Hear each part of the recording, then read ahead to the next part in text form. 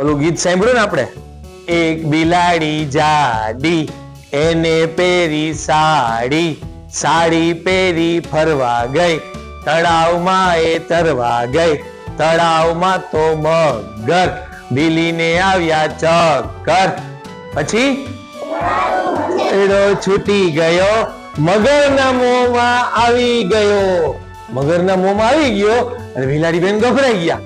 બિલાડી બેનને એમ થયું હવે હું મરી જઈશ. ત્યાં તો એક ચમત્કાર થયો.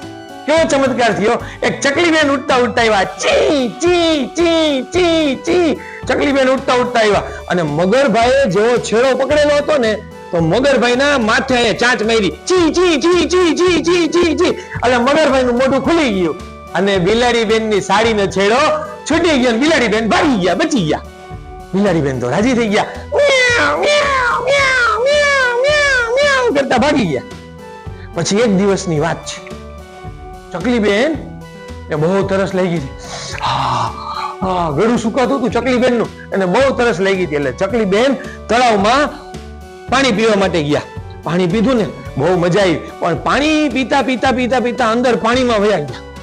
અંદર પાણીમાં વયા ગયા, ઝાઝા અંદર તળાવમાં વયા ગયા, ડૂબી ગયા. પછી ચકલી બેન ને ઠંડી લાગી. એવી ઠંડી લાગતી હતી ને એટલે ચકલી બેન રાડું પડતા હતા, ચી ચી ચી, બચાવો બચાવો બચાવો બચાવો.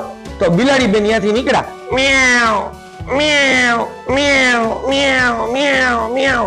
બિલાડી બેન નીકળ્યા ને, બિલાડી બેને જોયું, ચકલી છે, મને ભૂખ પણ લાગી છે, હવે ખાવાની મજા આવશે. એટલે બિલાડી બેન કે હું તને બચાવું ખરા, પણ મારી એક શરત છે, બારે નીકળી હું તારો ખોરાક તરીકે ખાઈ જઈશ, હું તને ખાઈ જઈશ. ચકલી બેને વિચાર્યું કે અહીંયા ઠંડીમાં મરી જવું એના કરતા બહાર નીકળીને મરી જાય તો હું વાંધો, ભલે ને ખાઈ જાય. એ કે આ વાંધો નહીં, મને ખાઈ જાય. એટલે પછી બિલાડી બેન અંદર ગયા, મ્યાઉ મ્યાઉ મ્યાઉ મ્યાઉ ગયા ને એવા ચકલી બેન બિલાડી બેન ની પીઠ ઉપર આવી ગયા અને પછી બિલાડી બેન બહાર નીકળી ગયા, મ્યાઉ મ્યાઉ મ્યાઉ મ્યાઉ મ્યાઉ. ચકલી બેન બહાર નીકળી ગયા. પછી બિલાડી બેન કે લાવ હવે હું તને ખાઈ જાઉં. એ કે ચકલી બેન હું પાણીમાં પલળી ગઈ હતી તો મારા પાંખિયા છે ને ભીના થઈ ગયા છે. એ પાંખિયા તમે મને ખાઈ જશો તો પછી તમારા મોંમાં ચોટી જશે, તો હું થોડીક વાર તડકે મારા પાંખિયા સૂકવી લઉં. બિલાડી બેન કે હા વાંધો નહીં હો, કે ઉડી ન જાતી. તો કે ના નહીં ઉડું. એમ કહીને ચકી બેન એ તડકે બેઠા આમ કરી પોતાના પાંખિયા સૂકવી નાખ્યા. પાંખિયા સરસ મજાના સુકાઈ ગયા. પણ બિલાડી બેન પાણીમાં ગયા હતા અને ભૂખ એવી લાગી હતી તો બિલાડી બેન ને ક્યારે આંખ લાગી ગઈ, ઊંઘ આવી ગઈ ખબર ન પડી.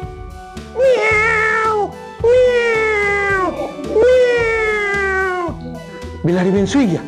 તો ચકી બેન જોયું, બિલાડી બેન સુઈ ગયા, ચાલ હવે કે હું ભાગી જાઉં. ચકી બેન ને વિચાર આવ્યો, મેં વચન આપ્યું હતું એટલે મારે ભગાય નહીં.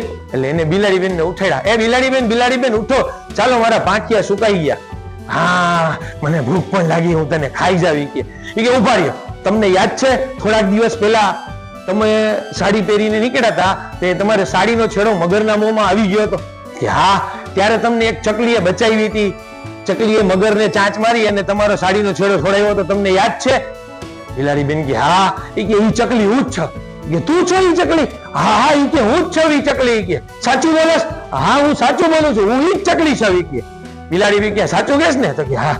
તો કે તો મારે તને ન મરાય, તે મને બચાવી હતી. અને આ વાત કરી ચકલી બેને, એટલે ચકલી બેન ને બિલાડી બેને જવા દીધી. કે ચાલ તને હું જવા દો, હું તો નવો શિકાર ગોતી લે. એમ કે બિલાડી બેન ગયા, મ્યાઉ મ્યાઉ મ્યાઉ મ્યાઉ. અને ચકલી બેન ચી ચી ચી ચી ચી કરતા કરતા કરતા ઉડી ગયા. અને આમ કરી અને બે સરસ રીતે પોતાના ખોરાક ગોતવા માટે નીકળી ગયા. Thank you.